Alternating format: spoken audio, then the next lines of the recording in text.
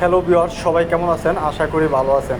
তো আজকে আমরা যাচ্ছি বাংলাদেশের অন্যতম সুন্দর এবং বড় একটি ঝর্ণা, মাধবকুণ্ড ঝর্ণা, যেটা মৌলভীবাজার জেলার বড়লেখা উপজেলায় অবস্থিত।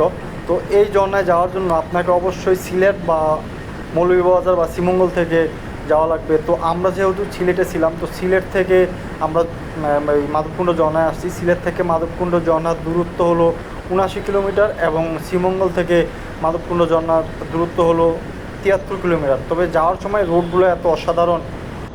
মাধবকুণ্ড জলপ্রপাত, হ্যাঁ মাধবকুণ্ড মাধবকুণ্ড জলপ্রপাতের দিকে যাবো। হ্যাঁ, ওই যে বাইরা করতে আসছেন। হ্যাঁ হ্যাঁ, বাইরে কোথায় আসছেন? লাইভ না, ভিডিও হইতেছে আর কি।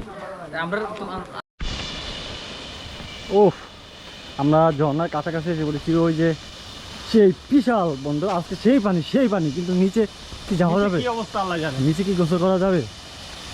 এইটাই সেই মাধবকুণ্ড। ও ওয়াও, সেই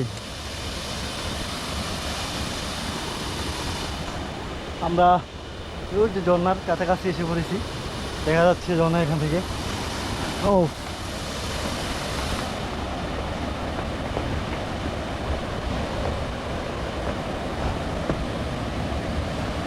সে একটা ফিল, এখানে গোসল করবো।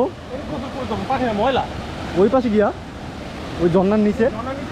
হ্যাঁ, এই যে দুইটা পাখি, একটা পাখা।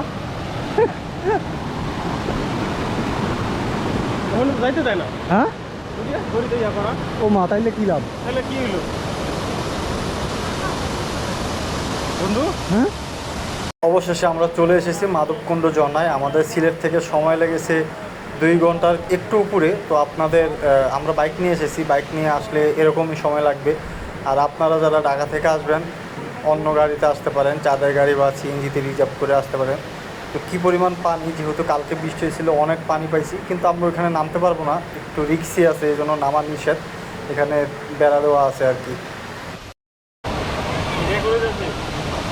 মাধবকুণ্ড, যারা এই মাধবকুণ্ড ঝর্ণায় আসবেন, ঝর্ণায় প্রচুর পানি আছে এই বৃষ্টির সময়, কিন্তু এই যে বেড়া আছে, এই রশির ভিতরে এখানে লেখা আছে আর কি, যে রশির ভিতরে প্রবেশ নিষেধ, কারণ ওইটা একটু ডেঞ্জার জোন।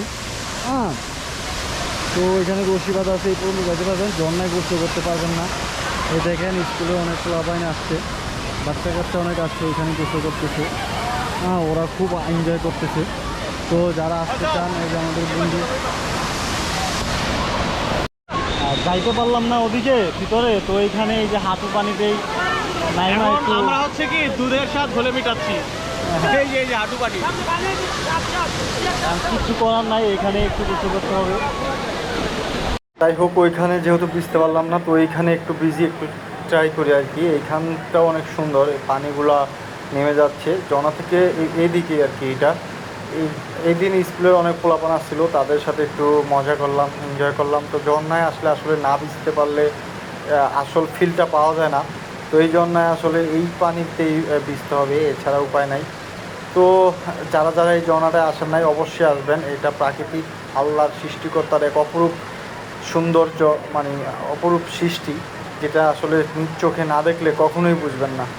তো অবশ্যই সবাই আসবেন এই ঝর্ণাতে, যেহেতু এটাতে বেশিক্ষণ পায়ে হাঁটা লাগে না, 5-7 মিনিট পায়ে হাঁটলে তাও সুন্দর রাস্তায় এই ঝর্ণার কাছাকাছি চলে আসবেন। অন্য ঝর্ণায় তো অনেকক্ষণ আপনার হাঁটতে হবে, অনেক ট্রাকিং করতে হয়, এটা অত ট্রাকিং করা লাগে না, এটাই সুবিধা। আসসালামু আলাইকুম। ওই যে দেখছেন মাধবকুণ্ড ঝর্ণা দেখা যাচ্ছে, গোসল করে আসলাম কিন্তু মাথা ভিজাতে পারি নাই। ওইখানে একটা দড়ি টানা আছে, ডেঞ্জার লাইন দেওয়া ছিল। তো ডেঞ্জার লাইন প্রথমে পার করার সাহস পাইনি। ফয়সাল দেখলাম যখনই ডেঞ্জার লাইন পাস করে ভিতরে চলে গেছে, আমি দেখাই, আমি একটু সাহস পেলাম। দুইজনে ডেঞ্জার লাইন পাস করে গিয়ে ভিডিও এবং ছবি করে আসলাম। মোটামুটি আমরা ঝর্ণার কাছে গেছি, আর কেউ যাইতে পারে নাই। আমরা যতটুকু কাছে যেতে পারছি, এখানকার কেউ আর ওই পর্যন্ত যেতে পারেনি। তো প্রশাসন থেকে বারবার বাঁশি ফুটিয়ে আমাদেরকে ডাকা হয়েছিল। তো প্রশাসনকে বিতাঙ্গুলি দেখিয়ে আমরা কাজ করে আসলাম। তো এই পর্যন্তই আমাদের মাধবকুণ্ড জলপ্রপাতের। নেক্সট হলো মাধবপুর লেক।